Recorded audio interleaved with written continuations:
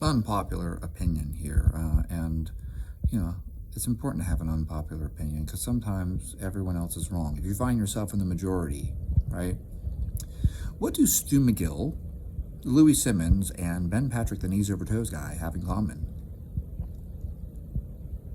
I got into a weird discussion today where someone was bashing Stu McGill and talking about how, oh, it's all just bullshit. It's all bogus theories and none of this stuff matters. And I went back and forth with this person because I thought I was actually having a discussion with someone, and it turns out they were just a troll. And that's fine. The more important thing here is hopefully someone reads the comments that went back and forth and recognize that I made a very good counter argument to these things and explained that proof of concept study is still valuable even if you can't directly apply it, right? So let's very quickly here, pig spines. The point of the pig spines is not that, let's just say the number's 10,000. Oh, it took 10,000 repetitions and the spine broke. That doesn't mean your spine is going to break in 10,000 repetitions. What it means is that there's a limit. We might not know what that limit is. Maybe it's 3 million. But this shouldn't surprise anyone. Every single tissue has a limit. If you rub your hands back and forth long enough, eventually you will wear your hands raw and they will bleed. Every tissue has a limit. And so what you should take away from the pig spine is not that you can't bend your spine or that bending your spine 10,000 times will break it. It's that if you repeatedly bend your spine under load enough times, you could delaminate the discs. Does that mean it's going to happen to you? Probably not. Probably not. You're living tissue. So what this tells us, though, is that you don't want to do it excessively and then not recover. So, it's kind of like the whole bone callousing thing. You load it and then you make sure you recover. And so if anything, maybe what you take away from it is not that you shouldn't bend your spine, but maybe you should do it incrementally, load it incrementally, allow it to heal, allow yourself to recover. If you did squats every day to absolute failure, every single day, no days off, no recovery, just keep doing squats till you can't walk, that probably won't go real well for you for a long time. See, because there's a limit to how much the tissue can take. Make sense? Okay. So, Stu McGill, you might want to stop and think about the fact that he's worked with a lot of athletes, and he worked with Brian Carroll. Ask yourself this: how many people have you coached that squat over 1,000 pounds? How many people have you worked with that squat over 1,000 pounds? What does Louie Simmons have in common with Stu McGill? How many people have you worked with that squat over 1,000 pounds? Knees over toes guy Ben Patrick apparently has an athlete who squats over 1,000 pounds as well. So that's what he has in common with them as well. You're not going to find a randomized controlled trial on people who squat over 1,000 pounds. You are in uncharted territory. Does this mean everything you do is correct? No, I'm not saying that. Don't take that out of context. I didn't make that claim.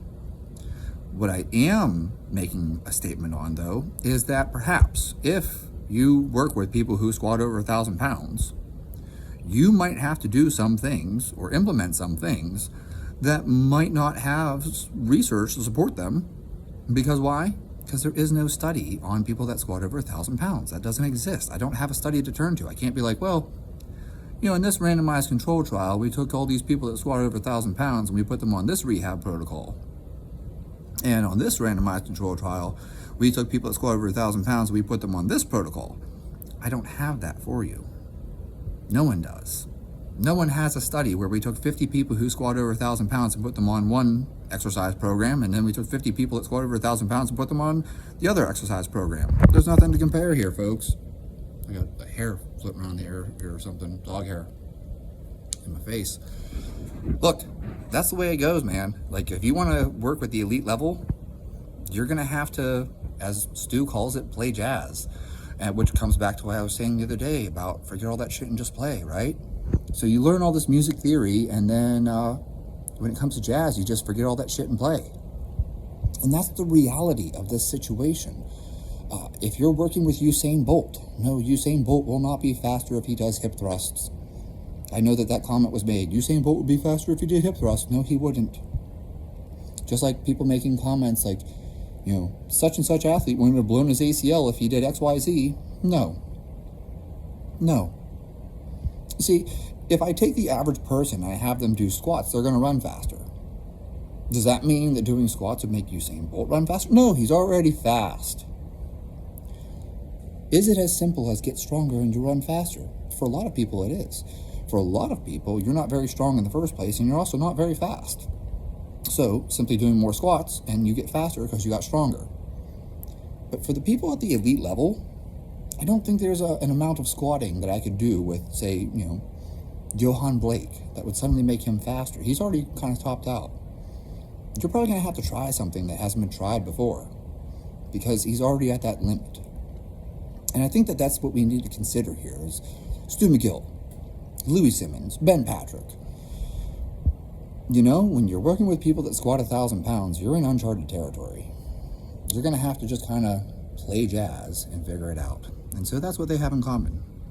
And so if you have an opinion and you're like, oh, no, that's what I would do because this study over here showed that whatever rehab back protocol they did for average people worked.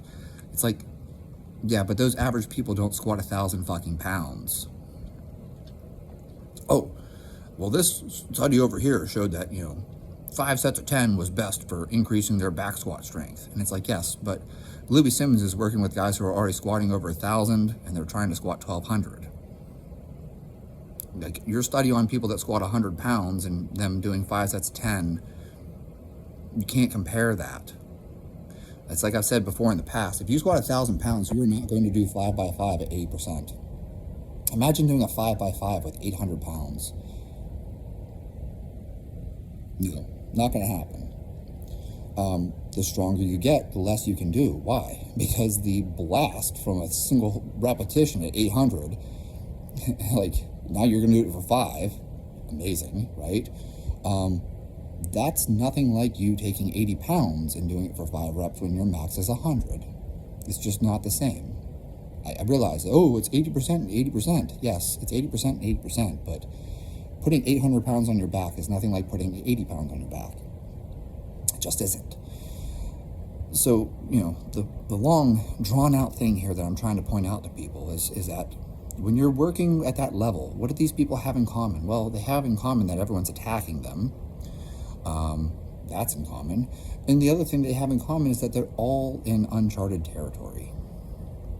They're doing things that no one else has done. Like, there's no studies on this. That's what I mean by no one else has done. I mean, there's other people that have squatted over 1,000 pounds. There's plenty of people that squatted over 1,000 pounds now. Apparently, it's a common thing.